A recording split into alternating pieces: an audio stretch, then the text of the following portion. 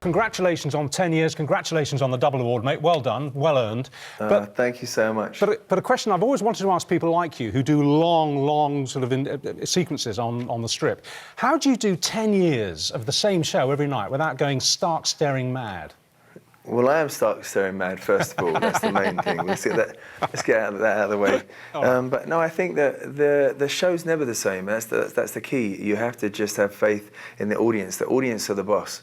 So you go out, I've done, over 2,000 shows in Las Vegas now, and last night was the most spectacular night.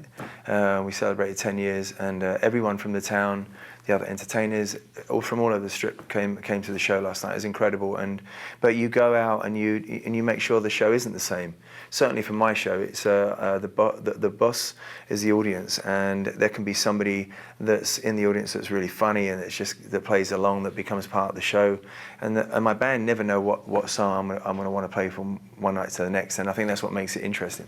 10 years is an extraordinary achievement. I mean, huge stars have tried to do what you've done in Vegas and failed. And I know you're always very modest, and because of the way we've seen you and your brother recently in the documentary, you know, you've shown different sides, but it's an amazing solo achievement. Thank you so much. Yeah, I mean, it's very difficult. You wouldn't believe some of the shows. I'm not going to mention them out of respect, but there's some massive shows that have come here and closed within 7 days. And then, you know, one of the biggest shows of all time came to Vegas, lasted 3 months. So to get to 10 years and to have, I played at the Palms in the very beginning, incredible experience. Then I did 7 years. Just 7 years at Caesar's Palace, which is next door to the Mirage where I am now. And Caesar's Palace were actually in the room last night. So was the Palms. And I had this saying, leave a friend, come back a friend. So I had a lot of friends in the room, including other casinos came to the show last night, and it was just an incredible night to celebrate. And Luke was there as well, which was great. Oh, great. And Matt, quickly, just given that so many big shows and huge international names have crashed and burned, sometimes within a few days on the strip, you must have been terrified on that very first opening night 10 years ago. You must have been petrified.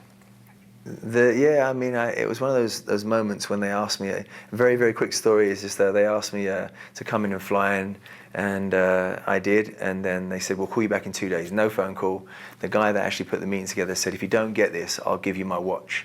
I said, I know you will. You will be giving me your watch. So the next day I get a phone call. He said, I've got good news and I've got bad news. And I said, what's the bad news? He said, you're not getting my watch. Welcome to Las Vegas. And that's the way it all started. Now, the last time you and I chatted was here in the UK with your brother Luke. You're in the middle of doing a series of performances, and that night you were off to the Brixton Academy. You were looking forward to it. It was in your hometown. Incredible show, yeah. Great venue. We were all very excited about you performing there. Things didn't go entirely to plan, though, did it? Talk us through what happened.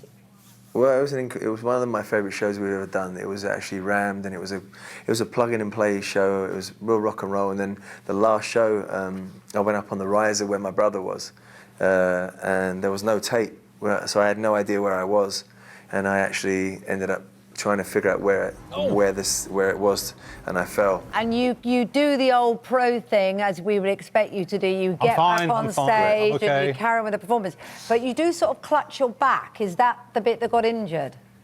It was actually my back, my left knee, and my elbow. It was like really strange. It was the strange. I had it drained and everything. It was one of those moments, but it's just part of what you do, and you just have to. I'm glad it was the last song. Don't get me wrong, but I was definitely leaning on my brother a little harder than I normally do. Yeah. Well, I think it's very brave of you to agree to be interviewed by Kate Garraway, who's obviously a curse on your professional career. Don't say that. Don't say that. Take great care for the next 24 hours, mate. You know, okay, just watch how you go. You're going to pay for that later. You are. You're going to pay for that later. Listen, tell us quickly about this Hollywood movie that's in the offing. I mean, is that going to happen? Well, and if it's so, how will it work? Because you've been approached. You talked about that last time we spoke. You'd approached to do it, but you weren't sure where it was going. I wondered if you'd had any more conversations. No, it's still going. I mean, it's a much bigger conversation. You can imagine the documentary was an incredible thing, but there's so many, there's hundreds and hundreds more stories about our life, and it is very complicated. And we've had an incredible, tumultuous life, and both joyous and painful. But it's it's still in the works. We're definitely in discussions now about a biopic. But again, it's one of the situations that we have to get it to the finishing line. But it's definitely in discussions. And who might play you? Are names coming into the frame now? How about you? I mean, maybe you could play me. I mean, well, I'm busy, mate. You do to be honest. You do the Brixton part when I fall off the stage.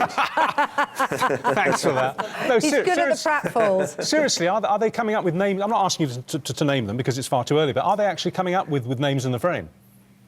No, I think that's going to be one of those conversations. We talk about that, and it would be a really fun thing to actually decide who that would be. But we're not at that stage. We're actually deciding to actually put it together. It's a big conversation. So, and it's something that I've also got to make sure Luke's on the right page, because I don't want to argue. I don't need more arguments, ladies and gents. Do you know what I mean? Do you have somebody that you quite like to play you? I don't know yet. It's just one of those. I just want. I have so many ideas, but it's we got to find something that doesn't mind wearing hoop earrings and Grolsch bottle tops in the beginning, and then. But it's a big story. It's a big story. Do you and your brother ever wonder, if you hadn't done what you did, if you hadn't gone into show business, basically, what you would be doing now, this very day? Do you ever have any imagination about what your path might have taken you to? I mean, I would have been an artist. There's no question. I love the arts. I was actually I did drama when I was a kid. I would have either been an actor, but I think my dream now is probably would be a clothing designer or a designer. I think just because I love fashion. So I think I would love to do to get into fashion and create clothes for men and women, and just it's still a dream, but. That's amazing. Look, you've had so much success. We all love the documentary. We're all looking forward to seeing what you do with your brother. Well done on the success in Vegas. Also, I know you've had awards for your humanitarian work, which is hugely important to you. Wherever you're on the show, we always get lots of people contacting us. A lot of girls wondering why you are still single, though. Is there a girl that's going to complete the picture? Well, I hope so, yeah. I mean, it's definitely something that's in my heart. I'm ready for it.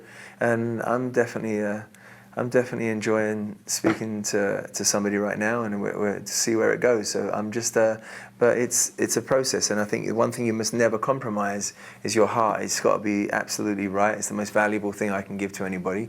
So I hope that that happens for me soon. But I would love to be in love, get married, and just And babies, you see, because I see you as a lovely dad.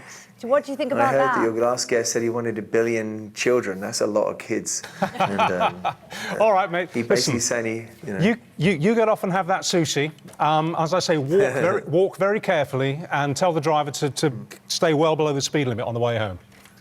I love you, Britain, so much. I miss you. Thank you so much. Bless you. He'd be a great Cheers, dad. Matt. And we've already ruled me out, not just because I'm married, but because I'm a curse. So don't worry, I'm stepping out of the fray.